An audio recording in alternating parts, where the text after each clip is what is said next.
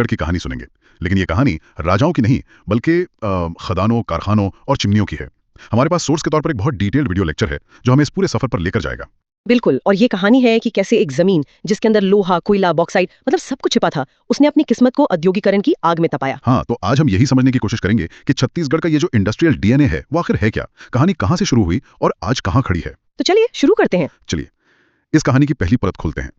मुझे लगता है शुरुआत टाइमलाइन से करनी चाहिए कि ये सब शुरू कैसे हुआ।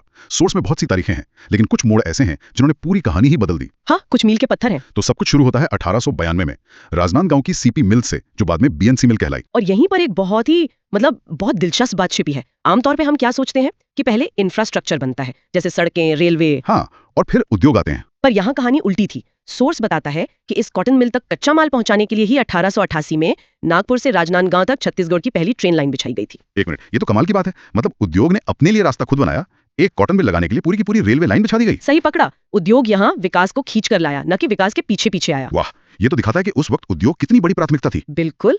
इसके बाद कहानी आगे बढ़ती है। 1935 में रायगढ़ में मोहन जूट मिल की स्थापना होती है, और ये प्रदेश की पहली और आज तक की इकलौती जूट मिल है। तो पहले कॉटन, फिर जूट, लेकिन मुझे लगता है असली बिग बैंग तो 1955 में हुआ। भिलाई इस्पात संयंत्र यानी बीएसपी, ये सिर्फ एक और फैक्ट्री नहीं थी। ये एक फैक्ट्री थी ही नहीं, ये एक औद्योगिक क्रांति थी। और इसके पीछे की कहानी और भी दिलचस्प है। सोवियत संघ की मदद से इसका बनना सिर्फ एक औद्योगिक फैसला नहीं था, ये तो जियोपॉलिटिक्स थी। हाँ, ये कोल्ड वॉर का सीधा नतीजा था, जिसने छत्तीसगढ़ के कुछ छोटे छोटे गांवों को रातों रात एक आधुनिक सुनियोजित शहर में बदल दिया।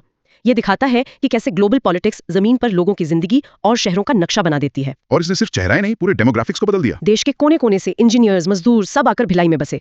ये एक तरह से मिनी इंडिया बन गया। बिल्कुल, और बीएसपी की सफलता ने दूसरे उद्योगों के लिए दरवाजे खोल दिए। ठीक 10 साल बाद 1965 में हमें एक साथ दो बड़े उद्योग देखने को मिलते हैं। दो एक साथ? हाँ, एक तरफ कोरबा में बेल्को यानी भारत एल्यूमिनियम कंपनी, और दूसरी तरफ दुर्ग के जामुल में एसीसी का सीमेंट प्लांट। ये विविधीकरण का दौर था। मतलब राज्य ये कह रहा था कि हम सिर्फ लोहे के राजा नहीं हैं, हमारे पास एल्यूमिनियम के लिए बॉक्साइट भी है और सीमेंट के लिए चूना पत्थर भी। एकदम सही।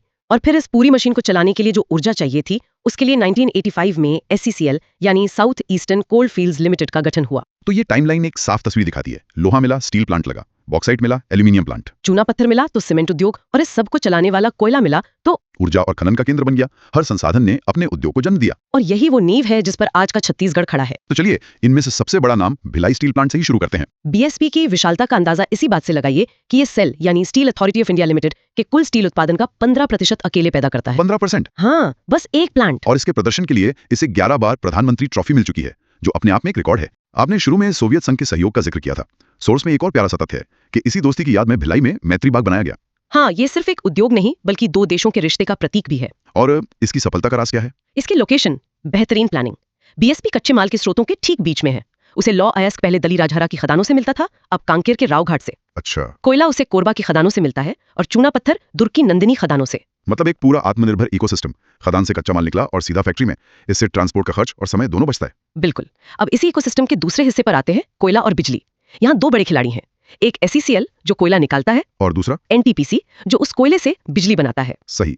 और राज्य में NTPC के 3 विशाल पावर प्लांट है, कोरबा, बिलासपुर का सीपत और रायगढ़ का लारा। तो यहाँ एक पूरा चक्र चल रहा है। SCCL कोयला निकालता है, NTPC उसे जलाकर बिजली बनाता है, और फिर वही बिजली BSP जैसे विशाल प्लांट को चलाती है। यही तो औद्योगिक पारिस्थितिकी तंत्र है। और इसी कड़ी में अगला नाम है बाल्को का, जो बॉक्साइट पर आधारित है।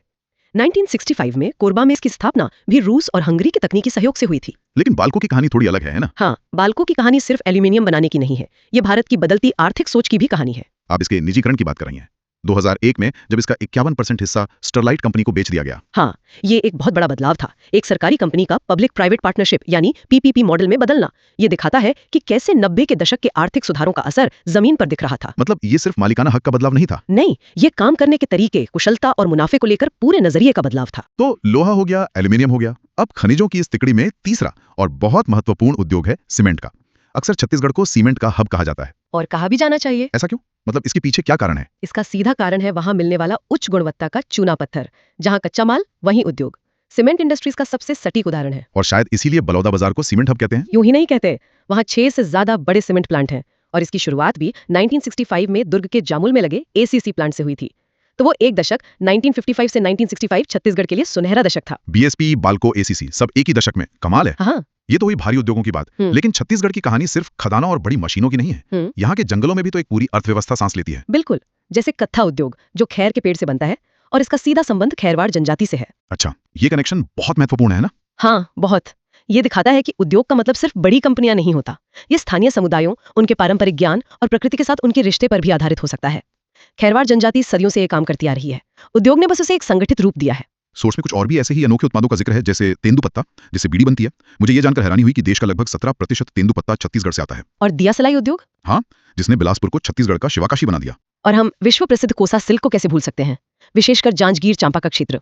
ये कोसा सिल्क या तेंदुपत्ता सिर्फ उत्पाद नहीं है, ये अपने आप में एक पूरी अर्थव्यवस्था है। मतलब ये बीएसपी जैसे सेंट्रलाइज प्लांट की तरह नहीं है? नहीं, ये हजारों छोटे कारीगरों, बुनकरों और संग्रहकर्ताओं के घरों में चलते हैं।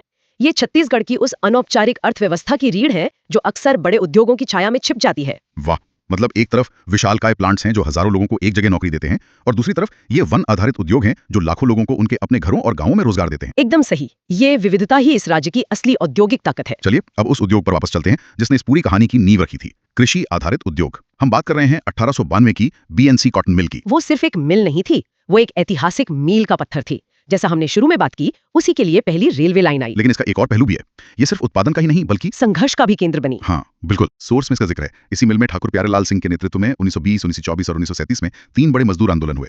तो ये सिर्फ धागा नहीं बन रहा था, यहाँ पर हक की लड़ाई का इतिहास भी बुना जा रहा था। बिल्कुल, ये मिल उस दौर के सामाजिक और राजनीतिक उथल पुथल का एक प्रतीक बन गई थी। और आज भी कृषि आधारित उद्योग उतने ही प्रासंगिक हैं, बस उनका रूप बदल गया है। अब कॉटन मिल की जगह आधुनिक शक्कर कारखानों ने ले ली है, जैसे कवर्धा का भोरमदेव सहकारी शक्कर कारखाना। हाँ। और इन नए कारखानों की सबसे दिलचस्प बात यह है कि ये सिर्फ चीनी नहीं बना रहे हैं, ये अपने अपशिष्ट यानी गन्ने की खोई से बिजली पैदा कर रहे हैं। और इथेनॉल भी। हाँ, और इथेनॉल भी बना रहे हैं जो पेट्रोल में मिलाया जाता है। मतलब ये जीरो वेस्ट मॉडल की तरफ बढ़ रहे हैं, एक ही उत्पाद से चीनी, बिजली और ईंधन, तीनों चीजें। यही भविष्य है। ये दिखाता है कि कैसे कृषि उद्योग भी अब सर्कुलर इकोनॉमी के सिद्धांतों को अपना रहे हैं। तो आज की हमारी ये चर्चा छत्तीसगढ़ की एक पूरी तस्वीर पेश करती है। एक तरफ बीएसपी और बाल्को जैसे विशालकाय संयंत्र हैं, तो दूसरी तरफ कोसा सिल्क और कत्था जैसे पारंपरिक उद्योग। हाँ, और यहाँ एक स्पष्ट पैटर्न दिखाई देता है। पहला, संसाधनों की उपलब्धता ने उद्योगों की लोकेशन तय की, जिससे बलौदा बाजार जैसा सीमेंट हब बना। सही। और दूसरा, एक बड़ा बदलाव दिखता है, पूरी तरह से सरकारी स्वामित्व वाले उद्यमों से बाल्को जैसे पीपीपी मॉडल की ओर बढ़ना।